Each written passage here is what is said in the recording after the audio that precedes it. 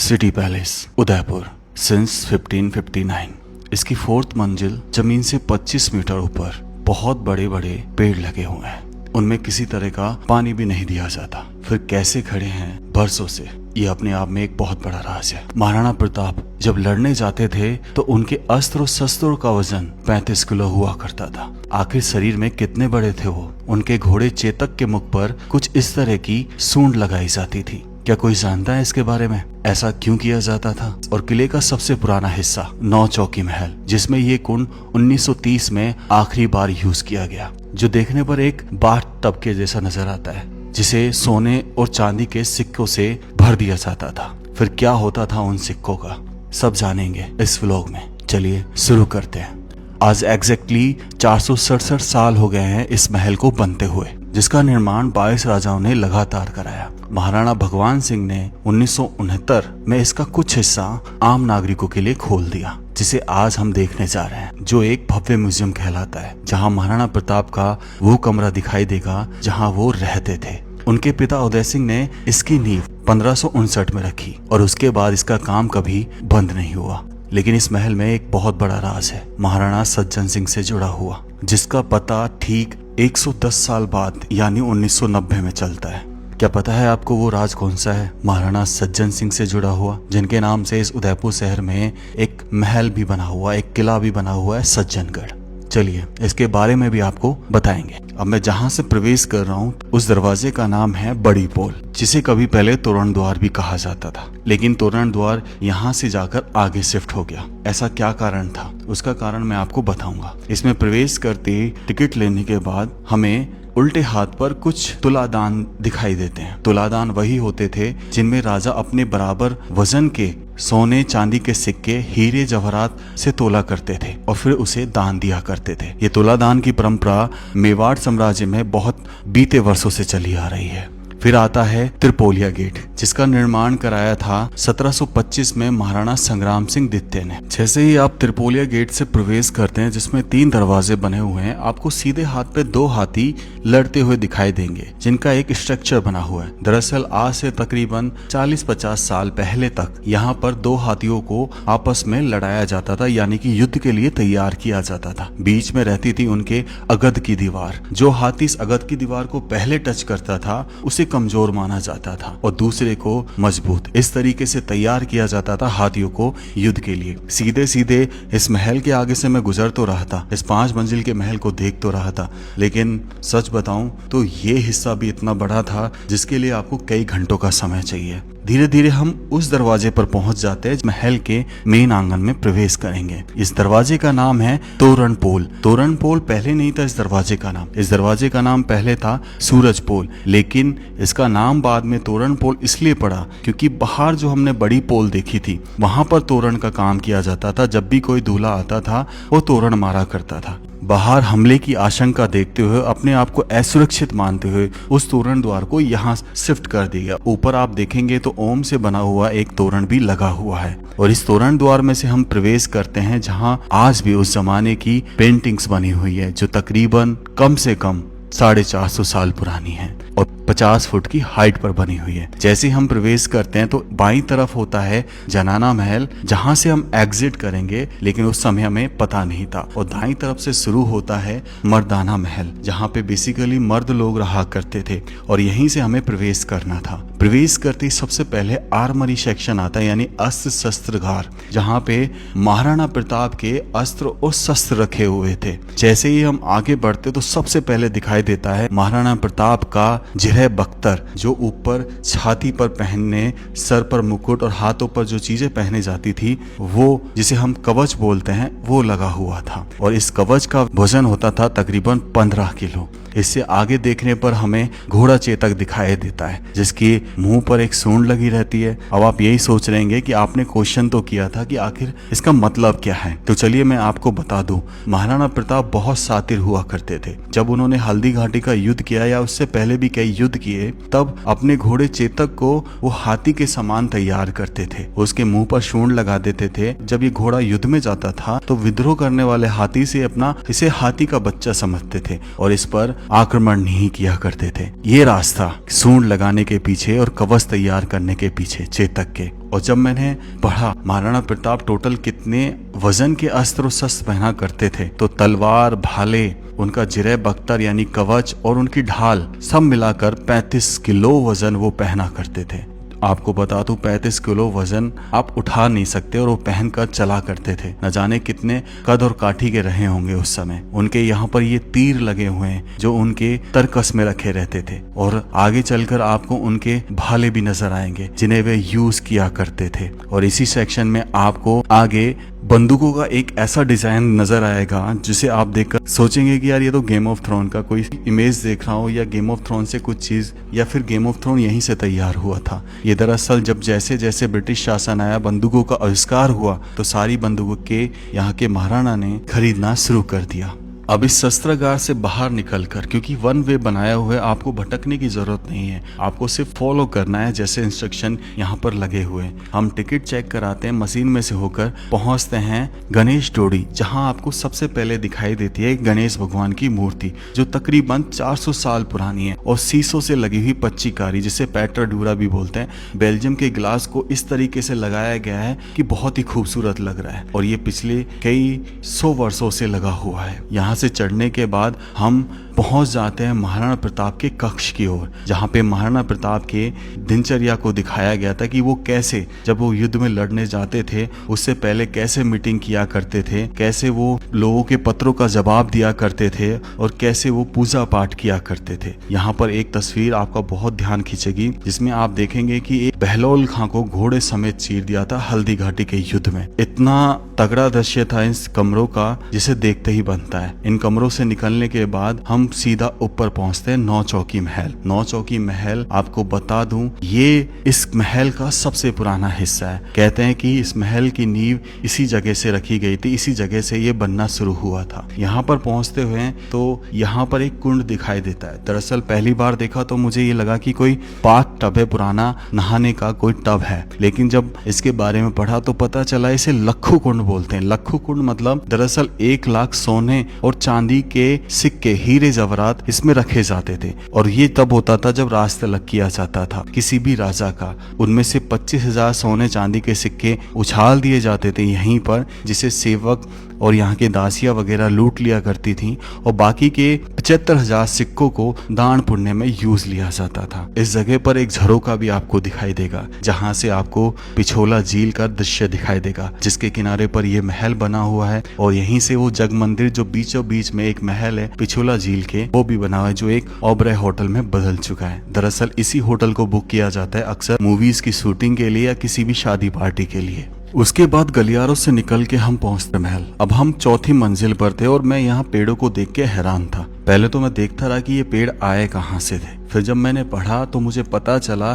कि दरअसल ये हिस्सा पहाड़ के ऊपर है। जमीन से 25 मीटर ऊपर ये पहाड़ पर ही पेड़ उगाए गए हैं। कुछ इस तरीके से बनाया गया कि आपको ये सोचने पे मजबूर कर देगा कि आखिर ये पेड़ उग कैसे रहे, और ये पहाड़ की मिट्टी पर ही उग रहे हैं बरसों से। यहीं पर एक कक्ष में पिंजरे लगे हुए हैं, कबूतर के पिंजरे। दरअसल उस समय सिर्फ एक ही पोस्टमैन हुआ करता था, कबूतर। जब भी राजा जाते थे लड़ाई के लिए तो यहाँ से वो कबूतर ले जाया करते थे, और जैसे ही वहां पहुंचते थे तो कबूतर के जरिए एक संदेश भिजवाया करते थे, क्योंकि कबूतर जहां से भी उड़ता है वो उसी जगह जाके ठहरता है जहां पर उसका घर होता है। तो वो उड़ते उड़ते यहाँ आ जाता था, उसकी टांग में वो संदेश पहन दिया जाता था लिखकर। अब यहाँ से आगे चलते हैं तो आपको एक कुंड नजर आता है। इस बड़ी महल में 104 नक्काशीदार खंबे लगे हुए हैं, और बीच में एक कुंड फिर आता है जो कि 10 बाय 10 का एक स्क्वायर कुंड है। दरअसल यहाँ पर होली के समय में गुलाल ये रंग डाले जाते थे, जिससे राजा और रानी होली खेला करते थे, और इसी कुंड के ऊपर एक झूला लगाया जाता था जिस पर वो झूला झूला करते थे, जिन्हें दासियां यहाँ पर झुलाया करती थी। इसी कुंड के पीछे आपको एक कुर्सी नजर आएगी। तो ये जो मूर्ति देख रहे हैं आप, ये है राजा फतेह सिंह, और 1911 में जॉर्ज पंचम, जो इंडिया के लॉर्ड वायसराय हुआ करते थे उस समय, उन्होंने दिल्ली में एक सभा आयोजित की और इंडिया के जितने भी राजा थे उनको आमंत्रित किया। लेकिन महाराणा फतेह सिंह वहां पर नहीं गए और बाकी सारे राजा पहुंच गए थे, उनकी कुर्सी खाली रही। तब उनसे पूछा गया कि आप क्यों नहीं आए। महाराणा फतेह सिंह ने बोला कि अगर मैं वहां आता तो आपके सामने सर झुकाना पड़ता आपके सम्मान में, जो मेवाड़ को कतई मंजूर नहीं है। हम लोग सर कटा सकते हैं लेकिन सर नहीं झुका सकते। वो उनसे इतने इंस्पायर हुए कि उनकी कुर्सी को स्पेशली उदयपुर भिजवाया गया और आज ये वही कुर्सी है जिसपे ब्रिटिश का सिंबल भी लगा हुआ है। यहाँ से निकलने के बाद हम छोटे से गलियारों में से पहुंचते हैं इस महल के सबसे सुंदर कमरे में, जिसे मोती महल कहा जाता है, जो रंग बिरंगे शीशों से बना हुआ है। ये सारे शीशे उस समय बेल्जियम से मंगवाए जाते थे। बेल्जियम उस समय बहुत बड़ा देश हुआ करता था शीशों की सप्लाई के लिए, और किसी भी देश में कांच नहीं बनाए जाते थे। यहीं से आपको सुंदर सुंदर दृश्य देखने को मिलेंगे। अंदर इस कमरे में आपको शीश महल भी देखने को मिलेगा। कांच की बुर्ज कहा जाता है। दरअसल ये इस जगह का शीश महल है। शीशों को इस तरीके से दीवार पे चिपकाया गया जिसे पेट्राड्यूरा कहा जाता है, पच्चीकारी कहा जाता है। इस तरीके से चिपकाया गया है कि आज भी वैसे ही हैं जैसे पहले लगे हुए थे। बहुत ही सुंदर। और जो इसके दरवाजे हैं जिन्हें आप देखेंगे कि सफेद रंग से बने हुए हैं, दरअसल ये सफेद रंग हाथी दांत हुआ करता है और उस समय हाथी दांत का बहुत प्रचलन था। उसी से दरवाजे बनाए जाते थे और बहुत सारी उपयोग में लाने वाली चीजों को भी बनाया जाता था। इन कमरों में से निकलते हुए जब इन कमरों को निहार रहा था तो तरह तरह की पेंटिंग्स को यहाँ पर सजाया गया था। इतना सुंदर था इस कमरे का दृश्य कि आंखें हटाने को मन ही नहीं कर रहा था। धीरे धीरे हम आगे चल के एक लाइब्रेरी में पहुंचते हैं जिसका निर्माण महाराणा सज्जन सिंह ने 10 फरवरी 1875 को करवाया था और इस जगह का नाम रखा गया वाणी विलास। और इस जगह आप जो ये फोटो देख रहे हैं ये यहाँ के बहुत ही प्रसिद्ध लेखक कवि राज सामल दास की फोटो है, जिन्होंने पूरे मेवाड़ का इतिहास इसी कमरे में बैठकर लिखा। और उस किताब का नाम है वीर विनोद मेवाड़ का इतिहास, जो आज भी आपको बुक स्टोर पर मिल सकती है, जिसका लगभग प्राइस 4000 के आसपास है। और इसी वाणी विलास में आप जब छतरी से इस जगह को देखते हैं जहां से हम दरअसल होकर आए थे, ये आपको 4 बाग शैली में बना हुआ एक गार्डन दिखता है जहां पर आम लोग बैठा करते थे, जिसे दरअसल दीवाने आम कहा जाता था और राज दरबार यहीं से लगा करता था। आम लोगों की समस्या का समाधान यहीं से राजा किया करते थे। और इसके अपोजिट साइड जो आपको चौक दिखेगा जिसे मोर चौक भी बोलते हैं, जहां पर 5 मोरों की कलाकृति भी है जिसे मैं दिखाऊंगा आगे, उसे दीवाने खास बोला जाता था, जहां वो खास लोगों के साथ बैठकर मीटिंग किया करते थे। अब जब हम यहाँ से दूसरे महल की तरफ बढ़ते हैं, दूसरे कमरे की तरफ बढ़ते हैं, तो आपको एक छोटे छोटे से गलियारे नजर आएंगे। ये गलियारे बनाने के पीछे बहुत बड़ा राज था। हालांकि यहाँ पर कभी युद्ध नहीं हुआ, लेकिन इसको तैयार ऐसे किया गया था कि अगर कभी भी यहाँ युद्ध हो जाए तो दुश्मन इसी गलियारे में, इसी भूल भुलैया में फंसा रहे। और इनको थोड़ा नीचा बनाया जाता था ताकि उसकी गति को धीमा किया जा सके। इस तरीके से तैयार किया गया था इस महल का ज्यादातर हिस्सा। तो जब हम अगले महल में पहुंचते हैं, इसे प्रीतम निवास कहा जाता है। दरअसल ये महाराणा प्रीतम के लिए समर्पित एक स्थान था। कहा जाता है कि वो हैंडीकैप थे, तो उनके लिए चलित यानी कि पोर्टेबल टॉयलेट्स हुआ करते थे, चलने वाली कुर्सियां हुआ करती थी। और ये हिस्सा ज्यादा पुराना नहीं है, ये सारी चीजें तकरीबन 1955 की हैं और ये उसी समय से एज इट इज रखी हुई हैं, जिन्हें देखने में बहुत ही आनंद प्राप्त होता है। तो इससे नीचे उतरते ही आपको एक सूर्य की मूर्ति दिखाई देगी। ये सूर्य की मूर्ति पहले चित्तौड़गढ़ के सूर्य मंदिर में थी, जो बाद में काली माता के मंदिर में कन्वर्ट हो गया। कहा जाता है कि यहाँ के राजा जितने भी हैं, जब सूर्य भगवान नहीं निकलते, यानी कि मौसम या बादलों का समय होता है, जब सूर्य भगवान नहीं दिखाई देते हैं, तब वो यहाँ आकर इस मूर्ति का दर्शन किया करते हैं, जो कि पूरी तरीके से सोने से बनी हुई है। और ये बहुत ही प्राचीन मूर्ति है, क्योंकि ये सभी राजा सूर्यवंशी हुआ करते थे और अपने आप को सूर्य का वंश कहा करते थे।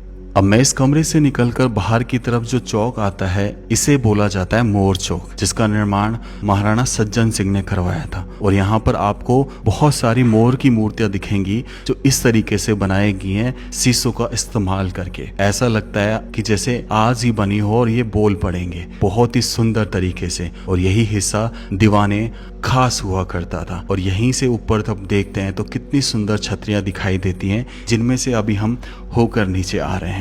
अब यहाँ से सीधा हम चलेंगे जनाना महल की तरफ, जिसे कनेक्ट किया गया इस बारीकी बालकनी से। इतनी लंबी बालकनी थी कि मुझे आइडिया भी नहीं था कि मैं कहाँ हूँ इस वक्त, खो गया था मैं इस महल में। धीरे धीरे मैं उस हिस्से में पहुंच जाता हूँ जहाँ पर दरअसल जब कोई राजा या किसी राजा के वंशज की मृत्यु हो जाती थी तो उन रानियों को इस हिस्से में शिफ्ट कर दिया जाता था। यहाँ पर एक पालना दिखाई देगा जो भगवान कृष्ण के झुलाने के लिए बनाया गया था, और विधवा होने के बाद वो ज्यादातर अपना समय, जीवन का पूरा समय यहीं बिताया करती थी भक्ति में, और उनको किसी भी फंक्शन में आमंत्रित नहीं किया जाता था उनके मरणोपरांत तक।